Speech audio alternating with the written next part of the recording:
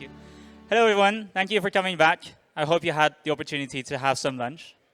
Our next speaker needs no introduction, but I'll do it anyway, I guess. He is Stani, the founder of Aave Labs, and he'll be talking about money for the internet era. Please give a big, big, big round of applause for Stani. Thank you so much.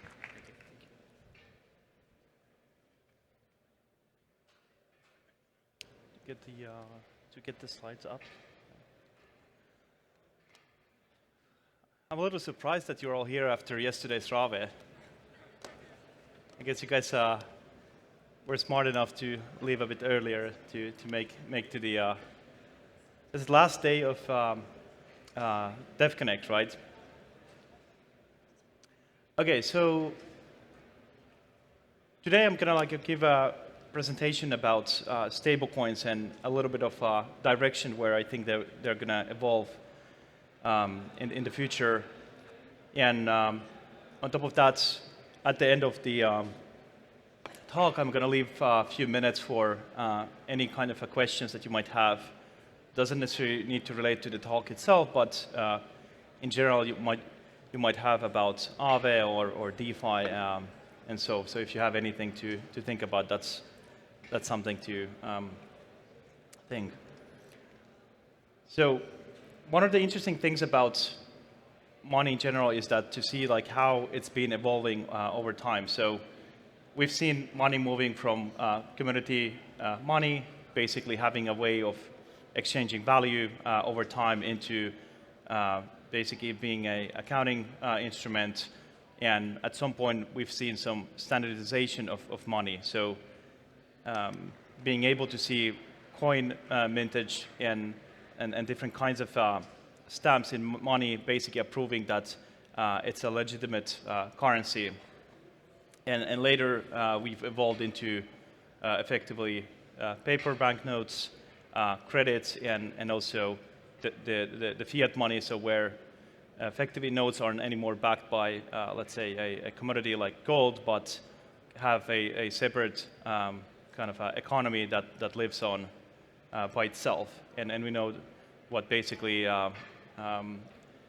different kinds of features that it provides. So when we look at the history of money and how it evolves, on every single step we have some sort of additional properties that makes that substrate in somewhat more efficient. So obviously coins created a standard that you can have a sort of a trust of a currency, right? So you don't need to measure different sizes of, for example, gold when you're trading, and then that coin standardized the value exchange.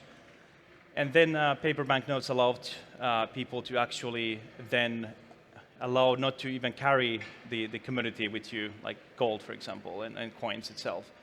And electronic balances then made money faster to move across the world, and with the evolution of the internet, also to actually understand settlement transactions, read the data across the globe, and having that information available at less than a few milliseconds. And obviously mobile wallets and getting the money close to the people, spending in transactions made it far more efficient. And now the kind of latest evolution is the stablecoins. So we all, most of all, we know how stablecoins evolve. But interesting about this whole evolution is the additional properties it provides. So stablecoins are more transparent when they're on chain, programmable. You can set features into these stablecoins on chain, and then could be used in decentralized finance in a very exciting way. So every kind of evolution of money adds something additional value that makes it interesting and progressive for how we exchange value today. When we think about the evolution of stablecoins itself, it's quite an interesting story, right? So stablecoins started as a way of creating a stable balance on a centralized exchange. So back in 10 years ago, typically exchanges didn't have a bank bank accounts or like accounts for users. For various reasons, crypto was unbanked at that point. So stablecoins were a way to actually create this kind of like a stable trading primitive for a lot of traders on centralized exchanges. And a little bit later, when DeFi started to evolve in 2018, 2019, 2020, stablecoins became also a way of using it as a means of a lending instrument and on over-collateralized lending. And we from Aave, we've been building DeFi before stablecoins were on Ethereum. And that was like a really challenging point because you couldn't take really loans in a stable value. So that solved a really interesting problem. I'm just going to share some of the interesting parts of the most recent progress of yield building. So now we see all kinds of instruments being built as a form of a stable coin. So maybe one of the simplest example is BUIDL, launched by BlackRock, where you effectively have a money market fund on chain that at the same time acts as a stable value and a way to settle transactions. Now, this isn't really kind of like a new thing of settling transactions with something else than cash. I recently heard that one way actually to move dollars around in Argentina is by using some of these treasury instruments in the stock market and trading between the Argentinian exchange and the US exchange.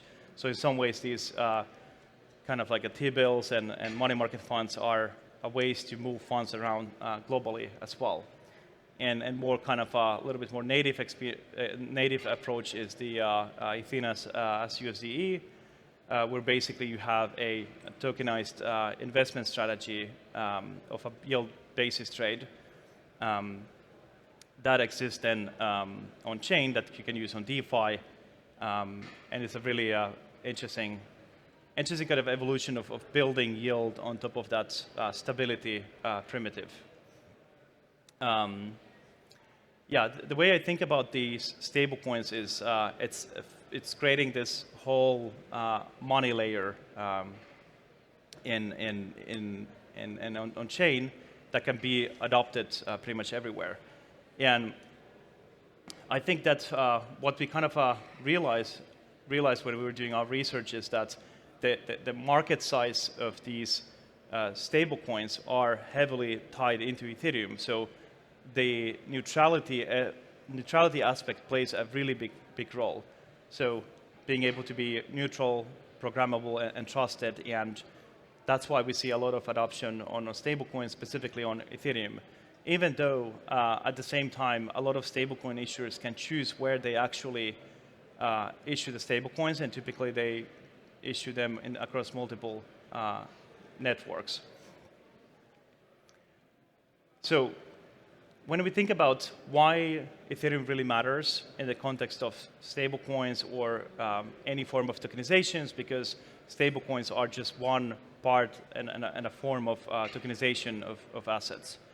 So having that transparent layer, credible neutrality, and this kind of like a deep liquidity is what makes Ethereum as a strong basis for stablecoins.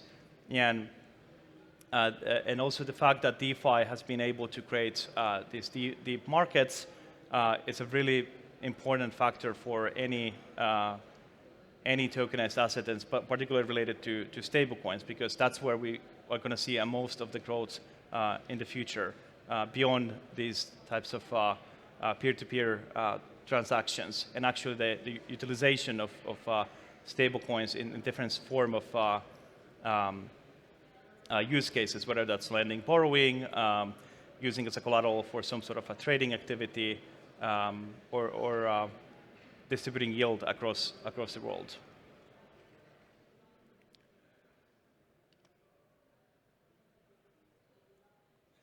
Yeah, I think one exciting part about the adoption of stablecoins is DeFi. So the way I think about the future of finance is that there's 3 different blocks. So the block 1 is DeFi being a place where you get the best financial opportunities. So the reason that DeFi really will scale in the future and replace a lot of these traditional financial systems and businesses is because decentralized finance by its nature is an open level playing field for anyone to come and innovate and create algorithms. And these algorithms then battle for the open liquidity that exists in DeFi. So for example, when you think about AMMs, every single iteration and improvement on AMMs will increase the liquidity and flow of that liquidity, that particular AMM, through, let's say, aggregators and so forth. And same applies also on lending. Any sort of innovation on these lending algorithms increases the liquidity and utilization of and depth of these liquidity pools. So in overall, this is why DeFi is where the best financial opportunities will exist. So that's the block 1. And the block 2 is tokenization. So to scale decentralized finance, we need to go beyond the native assets. So the main use cases for DeFi lending, for example, is to collateralize against Ethereum and Bitcoin and borrow against that. And the value that we have natively on chain has a certain ceiling that will grow over time as the whole ecosystem grows. But to really get more adoption and move DeFi and move on chain completely into the traditional finance, there we actually need to bring the value from traditional finance into on chain, and that's where tokenization comes into play. And what we're doing from Aave's perspective, we're also applying the same protocol, the Aave protocol that we use with native assets for these tokenized assets with Aave Horizon, simply using money market funds, treasury funds as a collateral to borrow stablecoins. And then obviously the last bit, which is the third kind of like a block of future of finance, is then the aspect of these stablecoins. So they allow the participants to consume DeFi. So to access DeFi, you have to be at the same format as the on-chain world. So you're able to consume these opportunities, whether it's borrowing against some particular collateral. And then the second point of that is also the ability to extract the financial opportunities in form of yield or some sort of other way, effectively.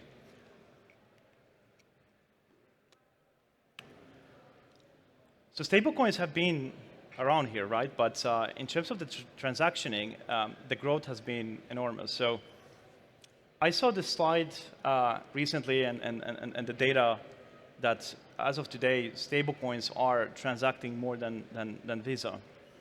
And actually, to verify this data, we actually went to Visa and asked about this information, which they confirmed is that stablecoins are slowly taking more settlements in the background. And it's an interesting way because with stablecoins, you can bypass the typical inefficiencies that you have in traditional merchant settlement networks waiting for over the weekend for liquidity, next day liquidity, or even further. And that all creates credit risk across different participants, whether that's a credit card network or merchant or whoever in that supply chain. So as we see, this is just the 5 years of progression of stablecoins and how we're selling transaction today, overcoming the Visa settlements at the moment. And I think DeFi really took off when we started to actually create yield, and that yield was on top of the stable assets. So the fact that you're able to use a stable coin and extract yield is a kind of like a use case that brought a lot of momentum. So going back in 2020, January, we launched the first version of the Aave protocol. And couple of months later, COVID started to be around everywhere, right? And 2 months later, it was a full lockdown everywhere. So back in 2020, what really happened was quite interesting is that everyone was under lockdown, and government interest rates went completely to zero, part of trying to boost the economy by the governments. So what happened is that you had a combination of low interest rate environment, stablecoins existing on Ethereum, people having a lot of time to explore financial opportunities. Obviously, you're in lockdown, so you have a lot of time to be on your computer and learn things. And the last and most important thing is that the economical hardship. So at that point, when people are concerned about their economical well-being, that makes everyone to seek new opportunities. So in 2020, we saw the first kind of a real momentum for decentralized finance, and that was fully powered by stablecoins. So you could go into decentralized finance and earn anything between 3 to 4% yield on a very low risk basis, while at the same time in the traditional world, the interest rate markets were zero. And that combination, plus the combination of issuing governance tokens directly to users, created DeFi summer, and highly driven by these stable coins and being able to utilize them. And when we think about where we're going from here, I do think that the utilization power, what we can have with stables on DeFi, is what will really grow itself, the stablecoin market. We're going to have a lot of settlements and merchants settling transactions with stables, but it's the DeFi that really helps to grow, because you can start collateralizing these positions, whether it's lending or perps trading or any other type of innovation.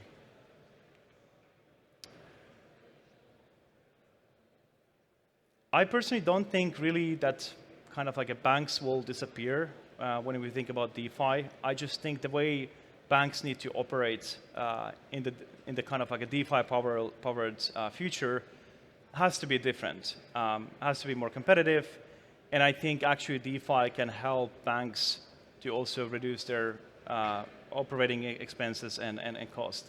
I also think that stablecoins and tokenized deposits that are issued by banks will coexist, because it's two different types of risk profiles. When you have a tokenized deposit, you're effectively taking a credit risk of a bank. When you are holding a stable coin, you're typically taking a credit risk of, let's say, more on the sovereign governmental level.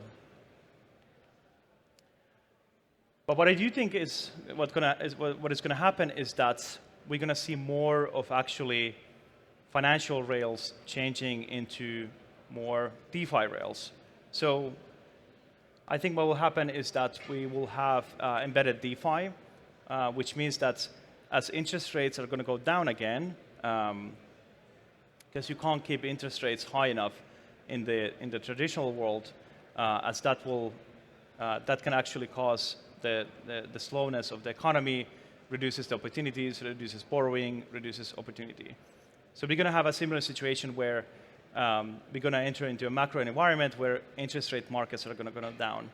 And the DeFi opportunity will increase at the same time, because you have this less correlated yield and financial opportunities that exist in DeFi, and a highly efficient capitalization system. And we all know how quickly liquidity moves in DeFi across different protocols. And where we're going with this, essentially, is that stablecoins are effectively the way to build this gap between DeFi and traditional finance by seeing embeddings of the technology. And over time, I think tokenization piece is really important here. So think about stables as the kind of like a cash leg of DeFi, and then the RWS is the kind of yield leg, or like where the actual consumption happens. So you have the consumption on the RWA side, and then the extraction on the stablecoin side. And I think that institutions will come in specifically loop this particular strategy. So you bring assets on chain, you need utilization, you need a cash leg, and that's going to be stablecoins or some ways even tokenized deposits. And together that creates fully on-chain capital markets and 24/7 liquidity for all the users. So the on-chain stack, what we're going to see is simply the issuance layer, originate assets, stablecoins, RWAs, credit. I think credit is going to be the next really big thing that we're going to solve, and bringing that on-chain. Obviously, the settlement layers, the primitive layers, like the lending protocols, and then the application layer. And programmability is really important here. I think one particular important thing to think about here is that stablecoins is somehow comparable to something like HTTP. And I think also like DeFi primitives by themselves is that they're just a ways of creating rails to operate. So whether that's basically moving value around or actually then utilizing that value in some ways, but kind of like an open form. And some things that I think is going to come into play is the on-chain credit. That's something is really fascinating because we created this interesting way of allocating capital in DeFi. I think that part is solved. So it's very easy to get capital into financial opportunities if they're sound and safe and there's arbitrage.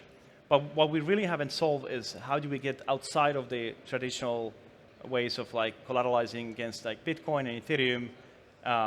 We're now collateralizing against RWAs, but I think the most biggest opportunity is how do we take the DeFi liquidity and we have consumers on the other side, an identity, and connect them all together. And FX is also a really fascinating area. So how do we actually bring more local stablecoins into on-chain and are able to actually do FX trading far more efficiently and far more with a better pricing. Now, see, there's cross-border settlements as well that is going to be really big. So obviously, like on infrastructure perspective, like we're progressing really well. So we have stable coins, tokenization is happening, DeFi has been maturing really well over the past 5 years, and a lot of the issues on DeFi, the few of them are happening more on the edges of the DeFi. Like the core DeFi is really working well, and we see it on an ongoing basis with everything that is happening in the markets. So the next kind of stage is to really nail down the consumer aspect. Like how do we hide a lot of the abstraction, complexity, and get into a place where people don't need to think about stablecoins at all. It's just money for them. You know, it's dollars or pesos or whatever currencies they want to use, and they can access DeFi under the hood, and everything should be purely hidden. And the abstraction is the key, because if you can create the same type of an experience or even better that exists in the existing traditional kind of like a fintech world, then we get to a place where actually we can onboard more users.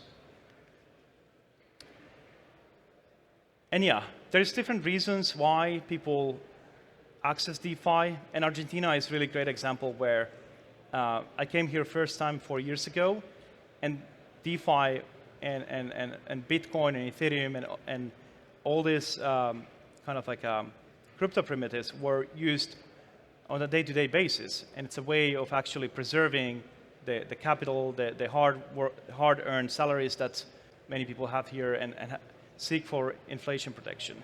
And in a world where we have a lot of fiat currencies, wealth preservation becomes even more important, and people will have to take more control over it. But they need ease of access for that. So that's why we have to go directly to consumers. We have to go to embedded DeFi and get a lot of these interesting DeFi primitives integrated where the users are. So the way we do it in Aave is we have basically a very simple mobile app. And once you download the app, you can create an account with your email, phone number, and that's fully self-custodial account that you can also recover. And the main thing is that you can then connect Rails natively on Aave, move funds from your bank accounts into Aave, set recurring payments. You see simple local currency that you have. That might be dollar, for example, for many in the beginning.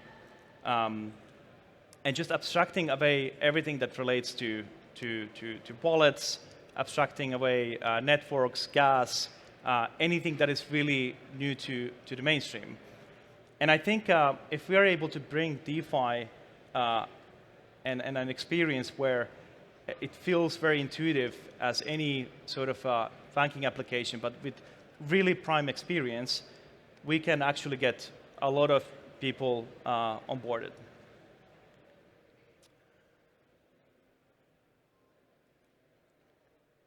So if you want to join the waitlist for the Aave app, here's a QR code. And I will leave some few minutes for also for some questions. Thank you.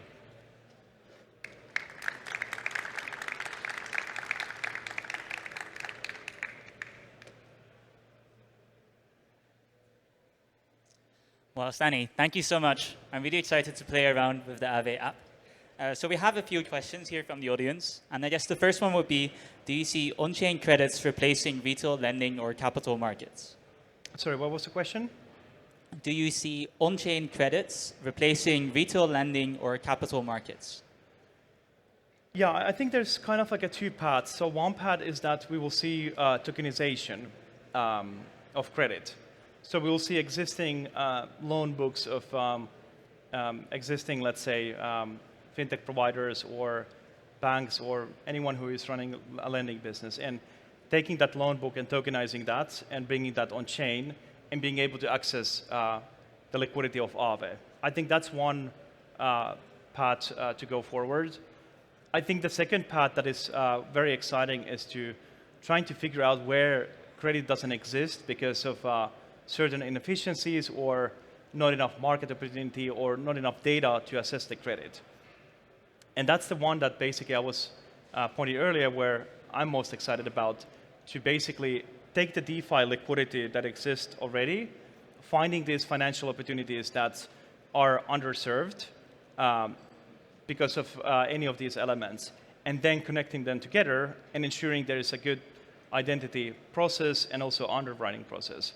And I think that's the way to bring credits in the right way on chain. That is exciting because you're not just kind of like using DeFi as a way of kind of like tokenizing these existing loan books, but you're creating net new value.